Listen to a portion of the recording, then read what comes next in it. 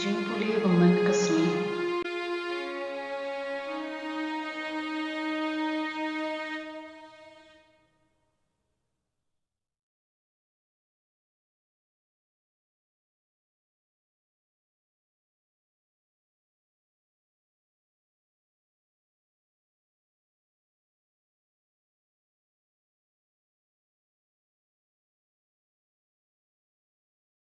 Jingpule na kashiti ujakwa bukuit kilenong kapasaw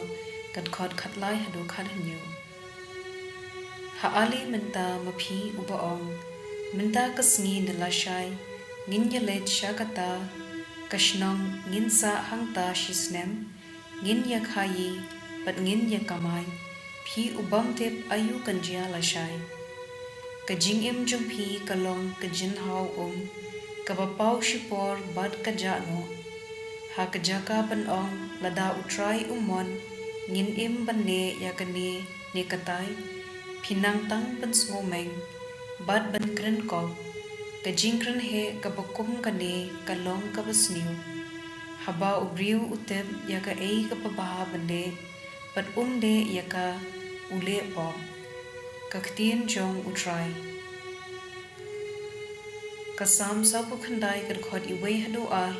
pat san hadu shipong tus ngo ya kane phi ki benriu baro to sha skor phi ki bashom haka perthei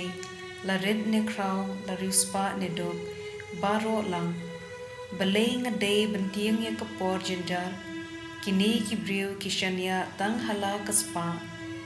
a omdon briu ubala bansiu spa yaradi kador jing im kalong kaparem lemne ban ompoi khadu shinyamra uyo I buat ki bastat kiya. Ka gospel kat kum Marcos kalenong kabakhandai kat khot lai pupra hadu saupo. Uyo nes ula ong ha u Jisu. Ko nong hikai ngila yo I ya obriu ubabe su ha ka kerteng jome. Pat ngila khang yu u namar dei u jongi.